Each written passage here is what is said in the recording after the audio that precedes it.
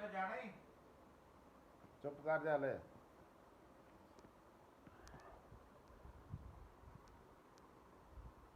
ਕੱਲ ਖੁਦ ਜੁਮੇਰਾਤ ਤੋਂ ਟ੍ਰੇਨ ਤੋਂ ਬਹਿਨੇ ਆ ਉੱਥੇ ਇੱਕ ਰਾਤ ਰਹਿ ਕੇ ਸਵੇਰ ਫਿਰ ਜੁਮੇ ਨੂੰ ਟ੍ਰੇਨ ਤੇ ਪੈ ਜਾਂਦੇ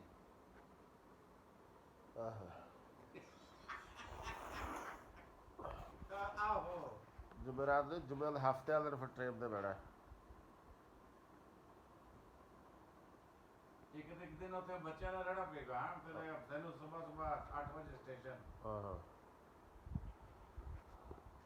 ਫਿਰ ਇਸ ਤਰ੍ਹਾਂ ਕਰਾਂਗੇ ਅਗਲੀ ਜੁਮੇਰਾਤ ਤੱਕ ਨਾ ਸਫ਼ਰ ਕਰਨੇ ਆ ਹਾਂ ਕੁਝ ਪੈਸੇ ਹੋਰ ਆ ਜਾਣ ਹਾਂ ਤੇ ਜਾਵਾਂਗੇ ਘਰ। ਸਮਝ ਆ ਰਹੀ ਹਫਤੇ ਚ ਕੰਮ ਕਰਨੇ ਤੇ ਫਿਰ ਜਾਵਾਂਗੇ।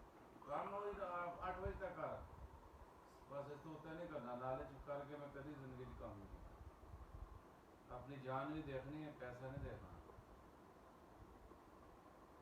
7 ਵਜੇ ਛੁੱਟੀ ਕੀਤੀ ਇੱਥੇ ਆ ਕੇ ਮੂੰਹ ਹੱਥ ਧੋ ਕੇ ਰੋਟੀ ਛੋਟੀ ਖਾਧੀ